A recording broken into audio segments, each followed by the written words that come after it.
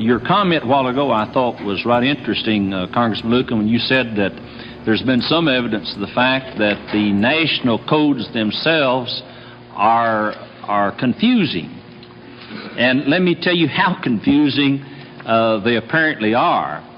Our own General Assembly in Kentucky, through our regulatory process, approved a regulation in Kentucky embodying the national fire codes in our administrative structure. And in the process, they approved the 1976 and 1977. I invite your attention particularly to footnote 44 in the back of your report. And footnote 44, I think, indicates that our people in Kentucky got so confused in trying to adopt the national code that they adopted actually something that doesn't exist. That there is a 76 code and there is a 77 code, but there's no 76-77 code. And so there is a substantial amount of confusion, even at the high level of our regulatory process in Kentucky, that has not made it actually clear to the Kentucky authorities what it is they're adopting nationally. Well, again, I don't want to speak for it. I was appalled that apparently some 20 minutes elapsed between the time the fire was known by the staff of the Beverly Hills and the time the hundreds of patrons in the cabaret room were notified. By the time that heroic busboy on his own initiative alerted those customers to the danger, there was less than 5 minutes, perhaps as little as 2 minutes, before smoke and fire burst into the room, causing the death in that one room only of 162 citizens. I was appalled that so many died when so many might have been saved had the management of the club done what is obvious. Immediately order the evacuation of the facility on learning of the fire. I was appalled that so many died when so many lives might have been saved had the nightclub not been packed to twice at least its legally authorized capacity. Aisles blocked, exits locked, and routes to safety blocked with people and tables. I was appalled that so many died when so many might have been saved had the owners provided the required exits, installed the required sprinkler system, provided the required training for their own employees. In fact, how many lives might have been saved had not the owners conspired, as the report indicates, to build with inferior materials, to subvert legal requirements, to install substandard and illegal electrical components, the electrical components which, in fact, were a direct cause of the fire.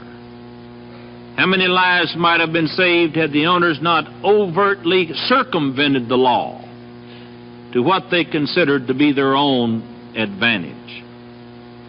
These were my reactions as a human being, reactions similar to what I think you will have when you read the report. But I must also react as the governor of the Commonwealth of Kentucky. As governor, I was deeply distressed that an agency of the Commonwealth had been a party to allowing that overt subversion of the law to continue. How could any agency of the Commonwealth, particularly one so directly involved day to day with the protection of human lives, have become so apathetic about its charge?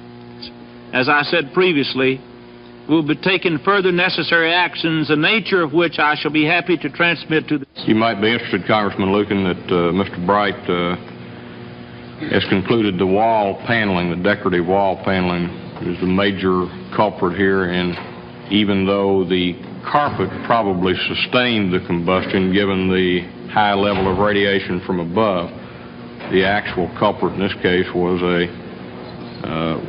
the decorative wall panels, which were essentially paper veneer and had a flame spread that may have been as high as 200 on this ASTM index, which is about the same flame spread this piece of paper has, I'm informed.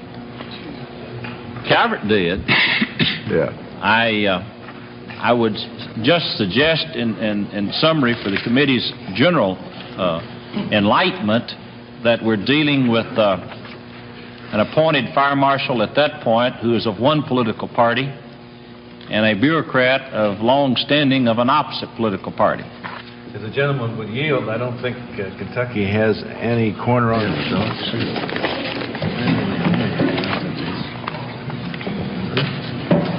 Mr. Chairman, this is Mayor Kenneth Paul, Mayor of the City of Southgate. Accompanying Mayor Paul is Mr. A.J. Jolly, an attorney who represents the City of Southgate.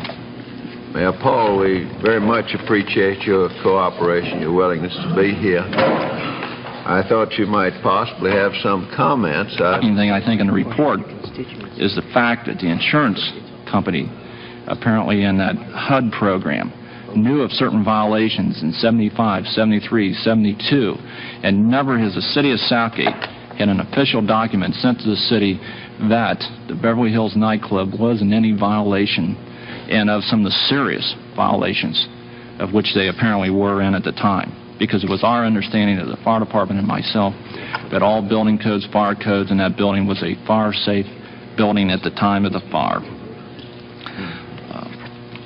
Also, I would comment that the governor had reported that there was a fire in 1970.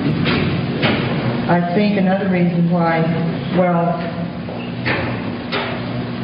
first of all, there wasn't enough warning in time for people to react to the prevailing circumstances around them. Well, I was just going to say that on this side of the room, there were more people because of this fourth level over here. And I think that is one reason why most of the people died on this side of the room, because we had more people on this side of the room. But I believe that about a half an hour elapsed before we ever found out that there was a fire. Well, you didn't see the doors unlocked. No, I didn't see the doors unlocked, but I was told. But you have seen them previously when they're locked? Oh, yes. They were kept locked most of the time. You're talking about this door? Yes, sir. And this door? Yes, sir. Those were kept locked. Which most of those 1,300 people went through? Yes, sir. You're saying both of those doors were normally locked? Yes, sir. Even when there were crowds in Yes, sir, they were. area? They certainly were. And I think they were afraid someone might come back there and hold them up, because there were thousands of dollars that the cashier... What kind of locks? They were locked with the key. You had... Yes, sir. Oh. And whoever would... there was a panic bar, but they didn't work. Panic bar didn't work? Well, there was a long bar across each door. But if you tried to push on that door, it wouldn't open. The only way you could get that door open was with a key. Because I saw Margot open it with the key, and I've seen Pauline Smith open it with the key. From the inside? From the inside, yes, sir. Yes, sir. But you only have somebody else's word about that being unlocked shortly before. Yes, sir, I do. But these are very substantial people. Somebody had to go and unlock both of those doors after getting knowledge of the fire, before notice was given to the people in the cabaret room. Yes, sir. Yes, sir, it was. And I was told this by various... You've seen crowds in there very often, like that often before? Whenever we had main headliner attractions, we would have those kind of conditions. Dionne Warwick, Raquel Welch, David Brenner, any time we had a big name headliner, you could rest well assured that those would be the conditions. Last year, when Myron and the Vandells were performing in the cabaret room around Christmas, we had 1,500 people in that room, because my boss Pauline Smith told me that there were 1,500 people in the room, and there was standing room only that time.